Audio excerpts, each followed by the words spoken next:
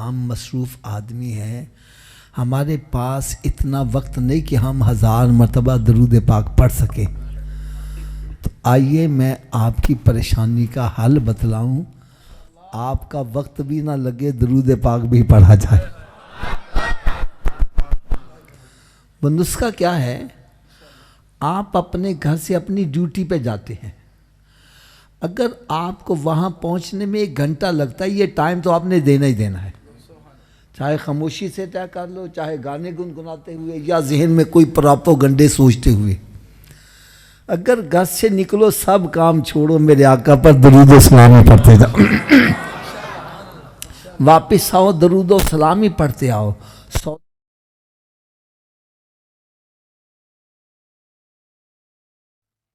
رات کو لیٹے ہو، نیند نہیں آ رہی، نہ فلمیں ڈرامے دیکھو، نہ ناول ڈائجسٹ پڑھو، میرے آقا صلی اللہ علیہ وسلم پر درود و سلامی پڑھتے جاؤ۔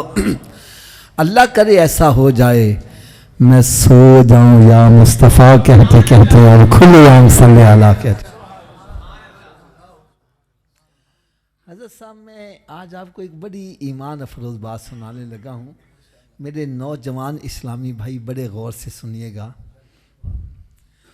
ایک جگہ میں بیان کرنے گیا تو ایک نوجوان لڑکا مجھے ملا، کہنے لگا حافظ صاحب میں نے آپ کے بتلائے ہوئے نسخے پر عمل شروع کر دیا، گھر سے نکلتا ڈیوٹی پر پہنچنے تک راستے میں درود و سلامی پڑھتا رہتا۔ پھر کہنے لگا بیسیکلی میں کارپینٹر ہوں، ترخان، کہنے لگا ہاتھ سے کام کرتا رہتا، زبان سے درود پاک ہی پڑھتا رہتا۔ کہنے لگا مجھے درود پاک پڑھنے میں اس قدر لطف آیا کہ میں نے دوست احباب سے مذاق، مسخری، گندی باتیں، گندے لطیفے سب چھوڑ دیے، وہ وقت بھی درود پاک کو دے دیا۔ کہنے لگا مجھے مزید مزہ آیا تو میں نے فلمیں ڈرامے دیکھنے چھوڑ دیے، وہ وقت بھی درود پاک کو دے دیا۔ کہنے لگا پھر جب مزید مزہ آیا تو میں نے تاش، شطرنج، اڈی کھڈا، 12 ٹینی، لوڈو اور موبائل میں گیمیں کھیلنا چھوڑ دی، وہ وقت بھی درود پاک کو دے دیا۔ کہنے لگا حافظ صاحب ابھی چند دن گزرے، مجھے سونے آقا کا دیدار بھی نصیب ہو گیا۔ اللہ تعالیٰ سے میں دعا کرتا ہوں اللہ تعالیٰ ہم سب کو بھی کثرت کے ساتھ درود و سلام پڑھنے کی توفیق عطا فرمائے۔ صلو علی الحبیب صلی اللہ۔ پیارے اسلام بھائیو، آج کا درس بڑی توجہ سے سننے والا ہے، بڑے غور سے سننے والا ہے۔ یہ جو انسان ہے نا، انسان 2 چیزوں کا مجموعہ ہے۔ کتنی؟ ایک تو بدن ہے اور دوسرا بدن کے اندر روح ہے۔ کیا ہے؟ بدن نظر آتا ہے لیکن روح نظر بغیر دیکھے روح پر ایمان ہے کہ نہیں ہے؟ اگر بغیر دیکھے روح پر ایمان رکھ رہا ہے تو رب پر ایمان کیوں نہیں رکھ رہا؟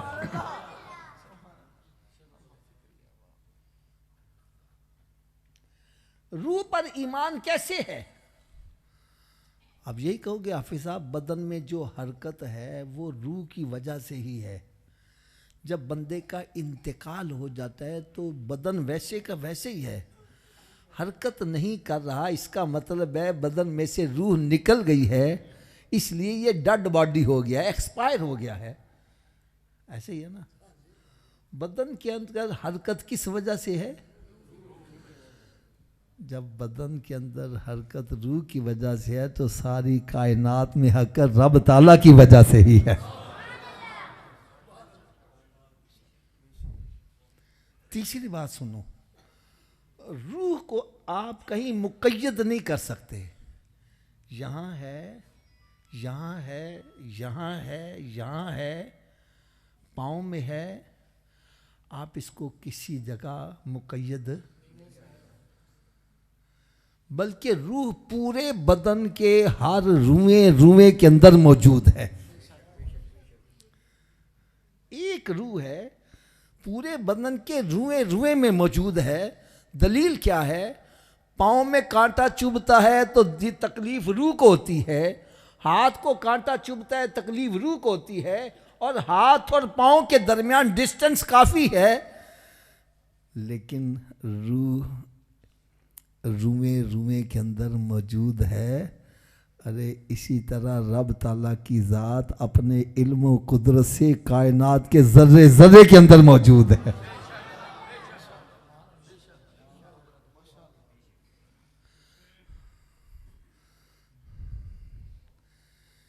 یہ جو ہمارا بدن ہے کیا ہے؟ اس کی 3 ضروریات ہیں۔ کتنی جی؟ کون کون سی ہیں؟ روٹی، کپڑا اور مکان۔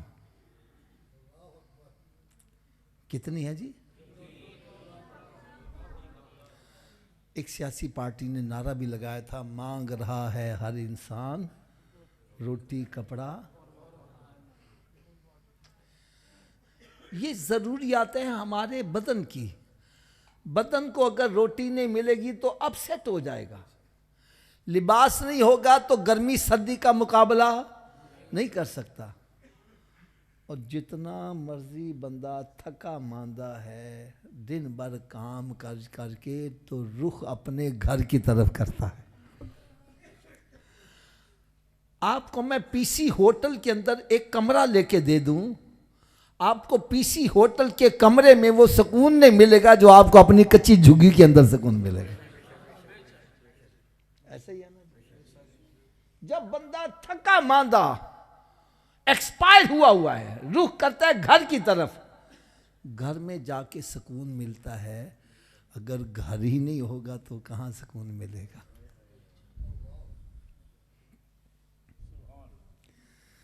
تو 3 چیزیں کون کون سی؟ روٹی، کپڑا اور اب ایک بندے کے پاس تینوں چیزیں وافر مقدار میں ہیں۔ گاؤں دیہاتوں میں نا پڑولے ہوتی ہیں، سال کی پوری گندم، سال کے چاول اور جناب یہ چیزیں وغیرہ پورے سال کا راشن ہے، روٹی کی کمی نہیں۔ کپڑے بھی ٹرنکوں کے ٹرنک بھرے ہوئے ہیں، کپڑے بھی بے شمار، اور مکان بھی کئی مرلوں میں، اور کتنے مکانات موجود ہیں۔ روٹی بھی وافر مقدار میں ہے، کپڑے بھی ہیں اور مکان بھی ہے۔ اب سکون آ جانا چاہیے لیکن آتا، میں صحیح کہہ رہا ہوں غلط کہہ رہا ہوں؟ میرے پاس بڑے بندے آتے ہیں، حافظ صاحب دعا کرو میرا اپنا مکان ہو جائے نا، مجھے سکون آ جائے، میرے گھر میں اے سی لگ جائے بس سکون آ جائے، مجھے موٹر سائیکل مل جائے مجھے سکون آ جائے، میری شادی ہو جائے سکون آ جائے، میرے بچہ ہو جائے سکون آ جائے۔ میں نے کہا یار جن کے پاس سب کچھ ہے کیا ان کو سکون ہے؟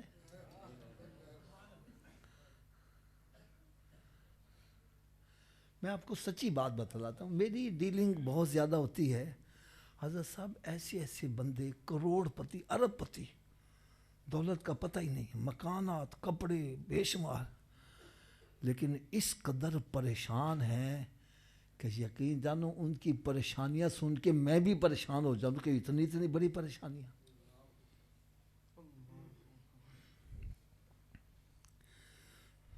وجہ کیا ہے؟ بلکہ میں آپ کو ایک اور مثال دے دوں، کئی ایسے ممالک ہیں جہاں پر حکومت تینوں چیزوں کی ذمہ داری خود اپنے ذمہ لے لیتی ہے، روٹی، کپڑا، مکان یہ حکومت دے گی آپ کو،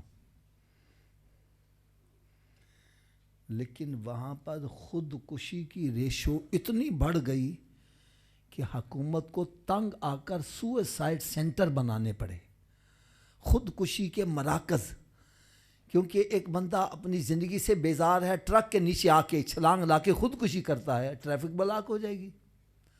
انہوں نے کہا کہ ہم سوئسائڈ سینٹر بنا دیتے ہیں، جو مرنا چاہتا ہے آ جائے، یہاں پر گولی کھا کے مرنا چاہتا ہے گولی بھی موجود ہے، فائر مار کے مرنا چاہتا ہے تو وہ بھی موجود ہے، اور دیگر سہولتیں موجود ہیں، جیسے مرنا چاہتا ہو مر جاؤ۔ یار تینوں چیزیں وافر مقدار میں ہیں، اب کیوں خودکشی کر رہا ہے؟ اب تو سکون آ جانا چاہیے، لیکن نہیں آ رہا۔ کیوں نہیں آ رہا؟ یہ تینوں چیزوں کا تعلق بدن کے ساتھ ہے، جتنی دیر روح کو غذا نہیں دو گے چین نہیں آئے گا۔ روح کی غذا کیا ہے؟ قرآن کہہ رہا ہے الا بذکر اللہ تطمئن القلوب، ارے اللہ کا ذکر ہے جو دلوں کو سکون بخشتا ہے۔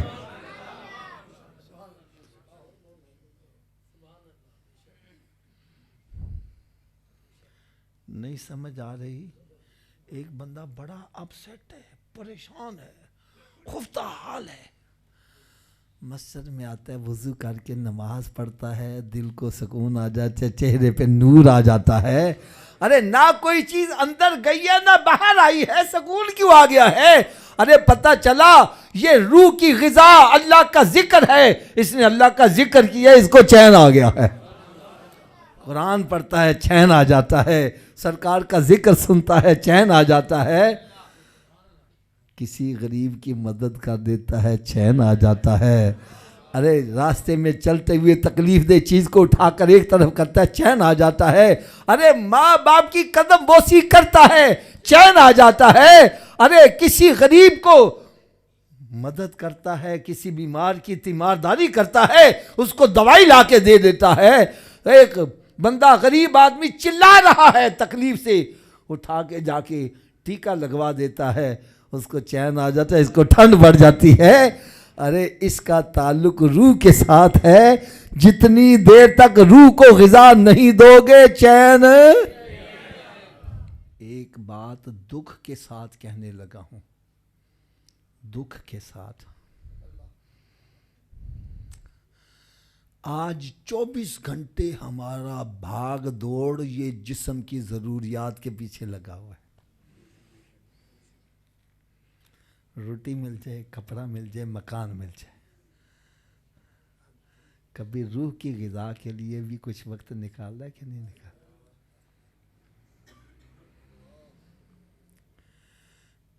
یاد رکھو، نہ دولت سے، نہ دنیا سے، نہ گھر آباد کرنے سے تسلی دل کو ہوتی ہے، خدا کو یاد کرنے سے۔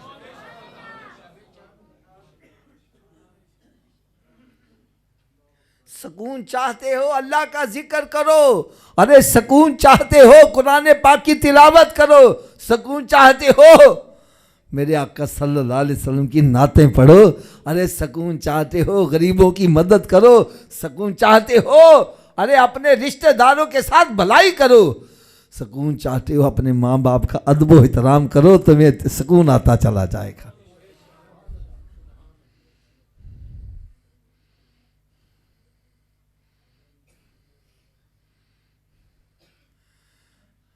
اب اگلی بات جو میں کہنے لگا ہوں وہ بڑے غور سے سننی ہے، بڑی توجہ سے سننی ہے۔ یہ انسان کا بدن ہے نا، اس کو اچھی غذا کھلاؤ گے۔ پہلوان دیکھیں کبھی سدائی گھوٹ کے، بادام گھوٹ کے پی رہے ہیں، ان کا جسم طاقتور ہو جاتا ہے، ٹھیک ہے نا؟ وہ 2 من کا وزن اٹھا لے، 3 من کا وزن اٹھا لیتے ہیں، ٹھیک ہے؟ جسم کو جب اچھی غذا کھلاؤ گے تو جسم طاقتور ہو جائے گا۔ کیا میں نے کہا؟ تھوڑا سوچیے، آواز سے بولو۔ جسم کو اچھی غذا کھلاؤ گے تو جسم کیا ہو جائے گا؟ اور اگر جسم کو باسی غذا کھلاؤ گے، گندی غذا کھلاؤ گے تو جسم کیا ہو جائے گا؟ تھوڑا سا اونچی آواز سے بولو یار، بڑی کام کی بات کہنے لگا ہوں، بڑی کام کی بات کہنے لگا ہوں۔ جسم کو اچھی غذا کھلاؤ گے، جسم مضبوط ہو جائے گا اور ایسا کام کر کے دکھائے گا جو عام بندہ نہیں کر سکتا۔ ایسے ایسے پہلوان دیکھے ہوں گے جو سریے کو ایسے لپیٹ کے سبرنگ بنا دیتے، صحیح ہے نا؟ جسم کو اچھی غذا کھلاؤ گے، جس کی طاقت بڑھ جائے گی، اور جسم کو خراب غذا کھلاؤ گے تو جسم کی طاقت بالکل اسی طرح سمجھو، اپنی روح کو نیکیوں کی خوراک کھلاؤ گے، روح پاورفل ہو جائے گی، اور اگر گناہ کی خوراک گندی کھلاؤ گے یہ کمزور ہوتی چلے جائے گی۔ ارے آؤ اپنے اس روح کو پاورفل کر لو۔ پاورفل کب ہوتی ہے؟ جب بندہ نیکیوں کے کام کرتا ہے، گناہوں سے بچتا ہے، اس کی روحانی پاور بڑھتی چلی جاتی۔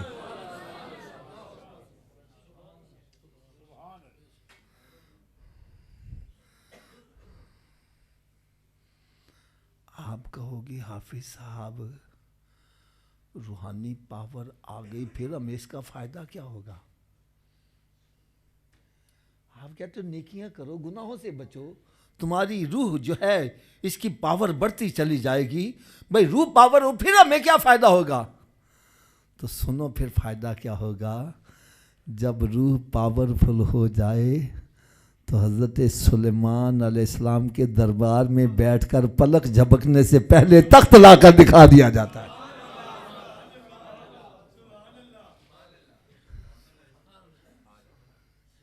یہ جسمانی طاقت کا کمال نہیں تھا، یہ روحانی طاقت کا۔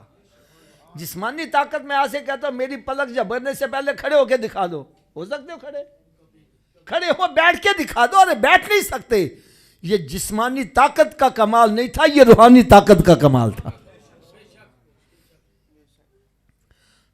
حضرت سیدنا غوث اعظم رضی اللہ تعالیٰ عنہ، آپ ایک مرتبہ فجر کی نماز کے بعد درس دے رہے ہیں۔ کیا دے رہے ہیں؟ یوں سمجھے موسم کوئی ایسا ہی ہوگا، چادر کی بکل لگائی ہوئی ہے اور درس دے رہے ہیں۔ درس دیتے تھے آپ اچانک خاموش ہو گئے اور سر کو ایسے نیچے کر لیا اور ہاتھوں کو اپنی چادر کے اندر کر لیا۔ اب کسی کے اندر جرت نہیں کہ پوچھ لے حضرت صاحب خاموش کیوں ہو گئے؟ سب خاموشی سے بیٹھے۔ تھوڑی دیر کے بعد آپ نے سر اٹھایا اور اپنے ہاتھوں کو جب چادر سے باہر نکالا تو آستین سے پانی کے قطرے ٹپک رہے ہیں۔ ہاتھ جب چادر کے اندر گئے تھے تو خشک تھے، باہر نکلے ہیں تو پانی کے قطرے، جیسے میں ٹب کے اندر ہاتھ ڈبو کے باہر نکالوں تو پانی کے قطرے ٹپکیں گے۔ پوچھنے کی ہمت نہیں ہوئی، وقت تو ٹائم نوٹ کر لیا گیا۔ چند دن گزرے، ایک قافلہ آیا بہت سارے تحفے نذرانے لے کر۔ مریدہ نے پوچھا بھائی کیسے آئے ہو؟ کہنے لگے جی فلاں دن فجر کی نماز کا وقت تھا، ہمارا بحری جہاز سمندر کے طوفان میں پھنس گیا۔ جب ہمیں اپنی موت سامنے نظر آئی اور بچنے کی کوئی صورت نظر نہ آئی، ہم نے بغداد شریف کی طرف منہ کر کے غوث پاک کو مدد کے لیے پکارا۔ بس پکارنے کی دیر تھی، دو ہاتھ نمودار ہوئے، انہوں نے ہماری کشتی کو پکڑ کر کنارے لگا دیا۔ ہماری جان بھی بچ گئی، جہاز بھی بچ گیا، مال بھی بچ گیا۔ ہم سرکار کی بارگاہ میں نذرانہ پیش کرنے آئے ہیں۔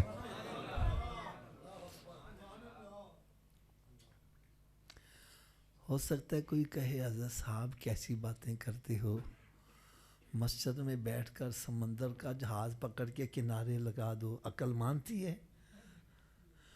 میں نے کہا بھئی کرامت کہتے ہی اس کو ہیں جو عقل کو عاجز کر دے۔ تیری عقل مانتی ہے؟ انگلی اٹھ جائے ڈوبا سورج واپس آ رہا ہے، انگلی اٹھ جائے چاند دو ٹکڑے ہو رہا ہے، کیا عقل مانتی ہے؟ اشارہ ہو جائے میری نبی کا، پتھر کلمہ پڑھتے نظر آ رہے ہیں۔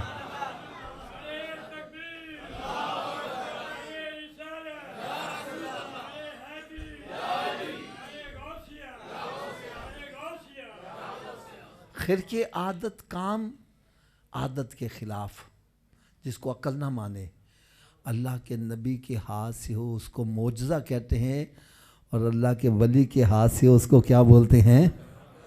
اونچی بولو، اونچی بولو یار۔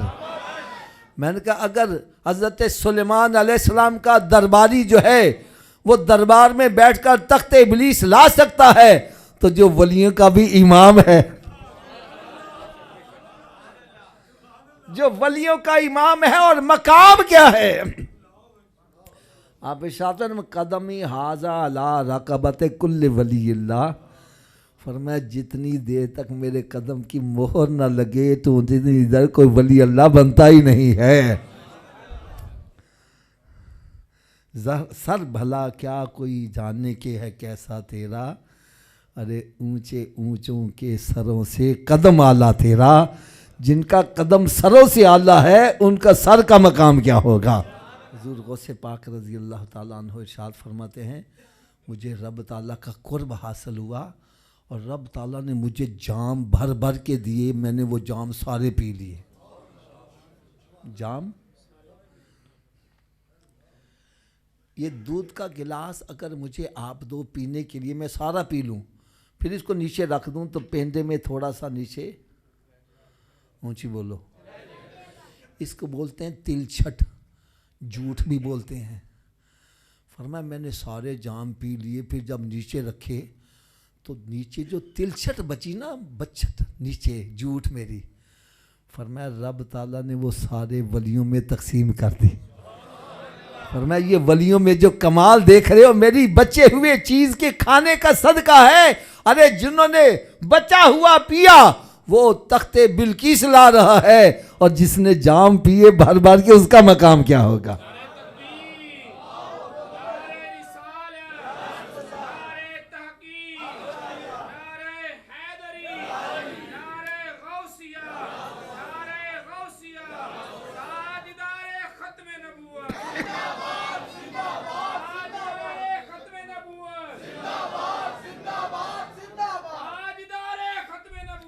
زندہ باد، زندہ باد۔ اچھا ایک میں چاہتا ہوں مشکل اور حل کر دوں۔ بعض بندے کہتے ہیں جی ٹھیک ہے جو زندہ ہیں ان سے تو مدد مانگ لو، جو پردہ کر گئے ان سے مدد کیوں مانگتے ہو؟ بابا جی یہ بھی کلیئر ہونا چاہیے کہ نہیں ہونا چاہیے؟ اونچی بولو ذرا۔ اب سنو غور سے، جب بندے کا انتقال ہو جاتا ہے تو موت جسم کو آتی ہے کہ روح کو آتی ہے؟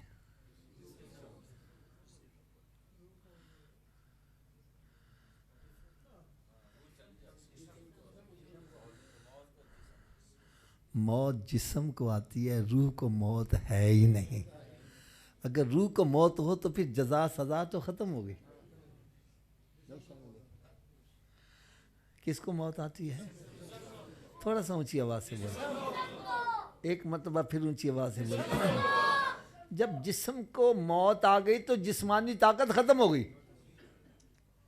وہ بڑا بڑا پہلوان جو 5-5 من کا وزن اٹھاتا تھا، اب مکھی کو بھی اٹھا، جو جسم کو پاورفل بنانے میں لگے رہتے ہیں، ارے موت آ گئی تو جسم کی طاقت، تو روح کو تو موت ہی نہیں، روحانی طاقت کیسے ختم ہو گئی؟ روح کو تو موت ہی نہیں ہے، روحانی طاقت کیسے ختم ہو گئی؟ اگر میں سچی بات کہوں کہ مرنے کے بعد ایک عام بندے کی روحانی طاقت بڑھ جاتی ہے۔ کیسے بڑھتی ہے؟ سنو، حدیث پاک میں آتا ہے جب تم میت کو دفن کر کے واپس آتے ہو تو منو مٹی کے نیچے میت تمہارے چلنے کی جوتیوں کی آہٹ بھی سن رہی ہے۔ اس کے اوپر پرندہ بیٹھے، اس کو یہ بھی پتا یہ نر ہے یا مادہ ہے۔ اگر ابھی بھی سمجھ نہیں آ رہی اور میں آپ کو آسان مثال دے دوں، قبرستان جاتے ہو کیا دعا پڑھتے ہو؟ تھوڑا سا اونچی آواز سے بول، السلام علیکم ایک بندہ کہنا جو انتقال کرتے ہو یا کہنا شرک ہے. میں نے کہا قبرستان جا کے کی کہندے جے.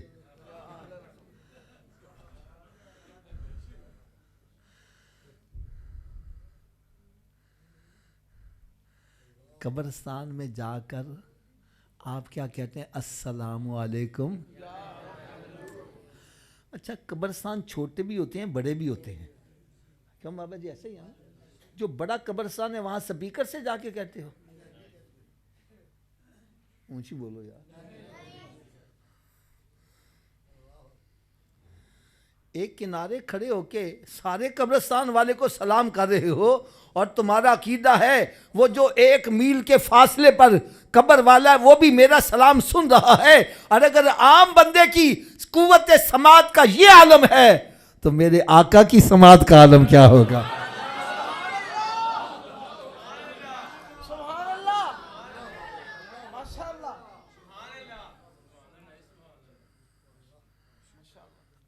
اگر ابھی تسلی نہیں ہو رہی میں قرآن کا ایک حوالہ دے دوں.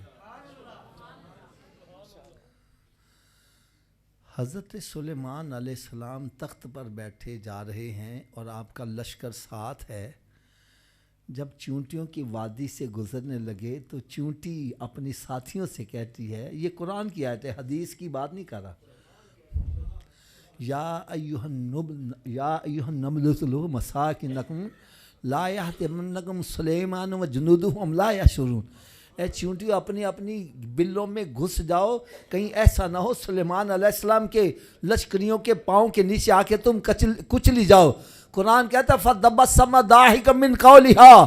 حضرت سلیمان علیہ السلام 3 میل کے فاصلے سے چونٹی کی آواز سن کر مسکرانے لگ پڑے. کس کی آواز سن کے؟ اونچی بولو. آپ یہ بھی جانتے ہو جب لشکر جا رہا ہو کتنا شور ہوتا ہے. اتنے شور کے اندر سلیمان علیہ السلام چونٹی کی آواز سن رہے ہیں. فرمایا یہ مقتدی کا مقام ہے جو چونٹی کی آواز سن رہا ہے. ارے جو اس کا امام ہے اس کا مقام کیا ہوگا؟ حضرت صاحب میری بات سچی کرنا ذرا. میں چونٹی کو پکڑ کر آپ کے کان کے اندر داخل کر دوں، پتہ چل جائے گا کیا کہہ رہی ہے؟ اونچی بولو. اور اللہ کا نبی اتنی دور سے چونٹی کی آواز بھی سن رہا ہے اور یہ بھی سمجھ رہا ہے چونٹی کیا کہہ رہی ہے. ارے اگر ان کا یہ مقام ہے تو میرے آقا گونگوں کی باتیں بھی سمجھ رہے ہیں کیا؟ فریاد امتی جو کرے حال زار میں، ممکن نہیں کہ خیر بشر کو.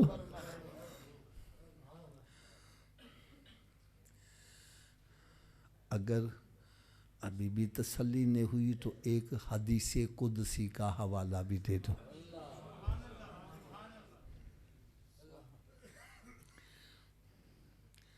حدیث قدسی کس کو کہتے ہیں؟ جو کلام خدا ہو اور زبان مصطفیٰ سے ادا ہو رہا. میرے آقا صلی اللہ علیہ وسلم نے ارشاد فرمایا کہ میرا رب تعالیٰ نے ارشاد فرمایا کہ میرا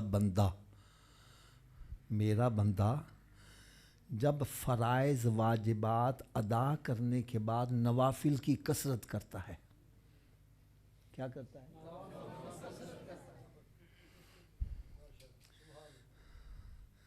اگر آپ ناراض نہ ہوں تو ایک کڑوی سی بات بھی کہہ دوں. آج ہم مستحبات کو اہمیت دیتے ہیں، فرائض کو اہمیت نہیں دیتے. گھر میں چہلم کا ختم ہے، تیاری میں لگا ہے، نماز چھوڑ دی.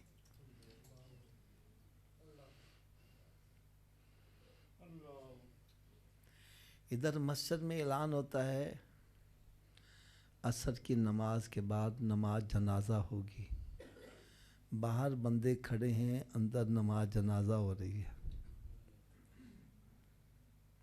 میں صحیح کہہ رہا ہوں بابا جی غلط کہہ رہا ہوں؟ بھئی یہاں کیا کرنے آئے ہو؟ اگر رب کو راضی کرنا ہے تو جو اندر نماز ہو رہی ہے یہ فرض عین ہے، وہ فرض کفایہ ہے. وہ تو ایک بندہ بھی بستی میں پڑے گا فرض ادا ہو گیا. اور یہاں ہر بندے سے عاقل بالغ سے سوال ہوگا فرض نماز میں پڑھے. میں آپ کو سچا واقعہ سناتا ہوں. میری رہائش ہے مغل پورے میں. ایک ہمارے بڑے محسن، ان کا انتقال ہو گیا. ان کے گھر والوں نے مجھے فون کیا، حافظ صاحب ہماری خواہش ہے کہ جنازہ آپ پڑھائیں. کہاں ہوگا جنازہ جی؟ کہنے لگے درس بڑے میاں. ٹھیک ہے جی. میں نے کہا ظہر وہاں کتنے بجے ہوتی ہے؟ کہنے لگے 1:45 بجے. میں نے کہا چلو میں نماز وہیں پڑھ لوں گا، نماز کے بعد نماز جنازہ پڑھ. حضرت صاحب میں کوئی 1:35 یا 40 کے درمیان جب میں وہاں پہنچا تو لوگ بڑی تعداد میں مسجد سے باہر آ رہے ہیں، بڑی تعداد میں. میں پریشان ہو گیا. میں نے کہا اوئے میری تو جماعت نکل گئی. لیکن جب میں اندر گیا تو بندے وضو کر کے باہر آ رہے تھے، نماز ابھی ہونے والی تھی.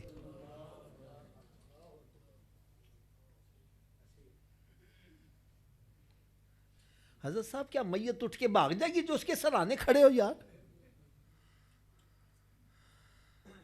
اگر رب کی رضا کے لیا تو پھر تو مسجد کے اندر آ کے نماز پڑھو. یہ لوگوں کو دکھاوے کے لیے آ رہے ہیں.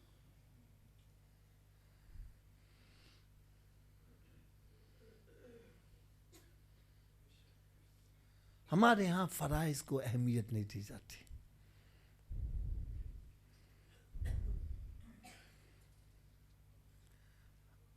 یاد رکھو فرائض کو چھوڑ کر نوافل ادا کرو گے تو نوافل قبول.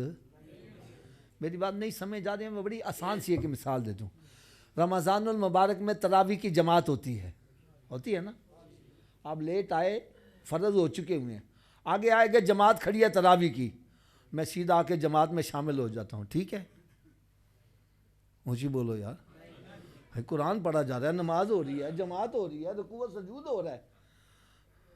آپ کہیں نہیں جی پہلے فرض پڑھو، پھر یہ نفل ہے، نفل قبول جب ہوں گے جب پہلے فرض پڑھو گے. تو بھائی اگر تراویح نماز فرضوں کے بغیر قبول نہیں ہے تو تیرے باقی نفل کیسے قبول ہو؟ خدا را فرائض کو اہمیت دو. میری بات نہیں آپ کو سمجھ آ رہی؟ میں آپ کو ایک مثال دیتا ہوں. میرے آقا صلی اللہ تعالیٰ علیہ وسلم فرض نماز پڑھا کر عوام کی طرف اپنے صحابہ کرام اپنا رخ انور فرماتے، پھر چیک کرتے آج کون نماز پڑھنے نہیں آیا. ایک صحابی نماز پڑھنے نہیں آیا، سرکار ان کے گھر تشریف لے گئے. اس کی والدہ ماجدہ جاگ رہی تو پوچھا آج تیرا بیٹا نماز پڑھنے نہیں آیا؟ عرض کرنے لگی یا رسول اللہ صلی اللہ علیہ وسلم میرا بیٹا ساری رات نفل پڑھتا رہا. کیا پڑھتا رہا؟ اور فجر میں تھکا ہوا تھا، سو گیا. تو میرے آقا صلی اللہ علیہ وسلم کا جواب سنو. یار میری بات ہو تو اس کو جھٹلا دو، لیکن سرکار کا فرمان غلط ہے. سرکار صلی اللہ علیہ وسلم نے فرمایا اے اماں تیرے بیٹے کے لیے بہتر یہ تھا ساری رات سوتا رہتا اور فجر کی نماز جماعت سے پڑھ لیتا. یہ ساری رات نفل پڑھنے سے بہتر تھا.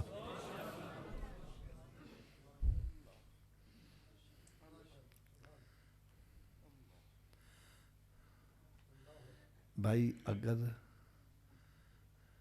چاہتے ہو روحانی پاور بڑھے تو کیسے بڑھے گی؟ فرمایا جب فرائض واجبات ادا کرنے کے بعد نوافل کی کثرت کرتا ہے تو پھر وہ میرے قریب ہوتا چلا جاتا ہے، قریب ہوتا جاتا ہے، قریب ہوتا جاتا ہے. پھر ایک مقام قرب وہ بھی آتا ہے، میں اس کی آنکھیں بن جاتا ہوں جس سے وہ دیکھتا ہے، اس کے کان بن جاتا ہوں جس سے وہ سنتا ہے، اس کی زبان بن جاتا ہوں جس سے وہ بولتا ہے، اس کے ہاتھ بن جاتا ہوں جس سے وہ پکڑتا ہے. پھر وہ مجھ سے جو بھی دعا مانگتا ہے میں اس کی رد نہیں کرتا، قبول کر لیتا ہوں. قرآن کہتا ہے ان اکرمکم عند اللہ اتقاکم. اللہ کے نزدیک مقام قرب حاصل کرنے والا کون ہے؟ جو تقوی پرہیزگاری میں اعلیٰ مقام رکھنے والا ہے. ٹھیک ہے؟ یہ مقام اعلیٰ قرب حاصل ہونا، اس سے کیا مراد ہے؟ میں تھوڑا سا اس کو بھی ڈیفائن کر دوں. یہ قرب سے مراد جسمانی قرب نہیں ہے، جسمانی فاصلہ یہ مراتب کا ہے. آپ حضرت صاحب اپنے ایم پی اے کے ساتھ رہتے ہو، ساتھ سے مراد ہے ساتھ ہی آپ کا مکان ہے وہ بھی وہاں رہتا ہے. آپ اسے کہتے ہیں ایم پی اے صاحب میرا فلاں کام کر دو، وہ آپ کی بات نہیں مانتا، اور اس کے والد صاحب کراچی بیٹھے ہیں، وہاں سے فون کر رہے ہیں، بھاگا جاتا ہے۔ اس کا مطلب ہے جو مقام قرب اس کے باپ کو حاصل ہے، آپ کو حاصل ہے۔ یہ ہے مقام قرب کہ ہم اللہ تعالیٰ ہمارے بھی قریب ہے، سب کے قریب ہے، کافر کے بھی قریب ہے، لیکن ہر بندہ رب کے قریب نہیں ہے۔ رب کے قریب وہ ہے جو تقوی پرہیزگاری میں اونچا مقام رکھتا ہے کہ جب رب کی بارگاہ میں عرض کرتا ہے تو رب تعالیٰ اس کی دعا کو قبول فرما لیتا ہے۔ نگاہ مرد مومن سے بدل جاتی ہیں تقدیریں، اگر ذوق یقین پیدا ہو تو کٹ جاتی ہیں زنجیریں۔ ارے اگر روحانی طاقت چاہتے ہو تو گناہوں کو چھوڑ دو، نیکیاں زیادہ کرو گے، رب کا قرب حاصل ہونا شروع ہو جائے گا۔ رب کا قرب حاصل ہو جائے گا تو روحانی طاقت بھی بڑھ جائے گی۔ اور اگر ایک عام بندے کی روحانی طاقت اس کے مرنے کے بعد بڑھ جاتی ہے تو جن کی طاقت پہلے ہی بڑی زیادہ ہے، ارے اگر وہ دربار میں بیٹھتا تخت لا سکتے ہیں تو اپنی قبروں میں بیٹھ کے بھی ہماری مدد فرما سکتے ہیں۔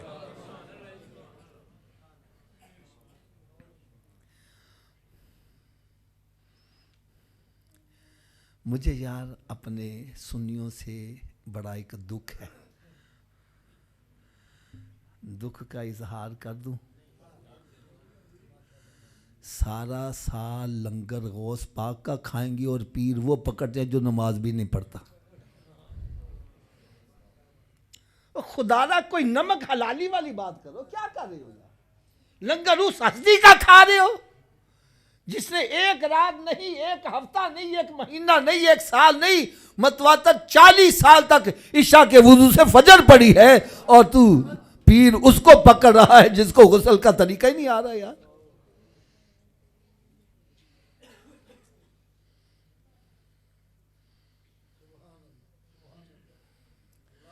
غوث پاک کی کرامتیں سننے والوں، آؤ ایک واقعہ میں بھی عرض کر دوں۔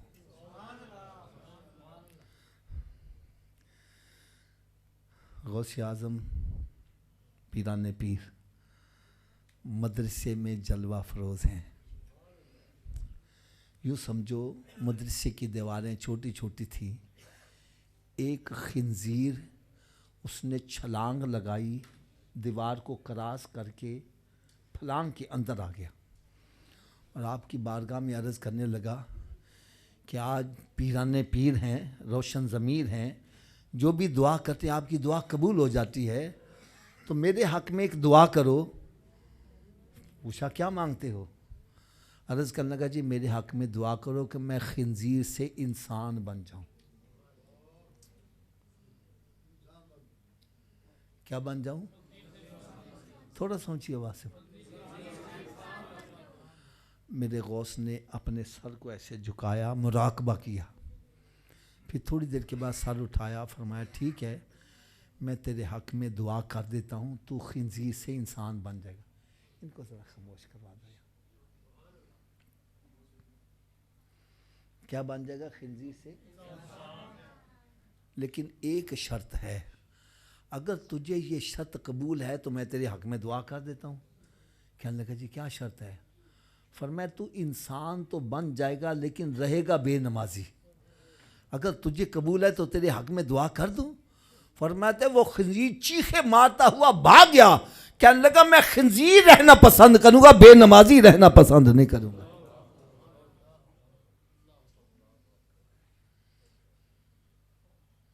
سلطان العارفین سلطان باہو رحمت اللہ فرماتے ہیں ایک خنزیر صبح اٹھ کے دعا کرتا ہے یا اللہ کوئی بے نمازی میرے متھے نہ لگے۔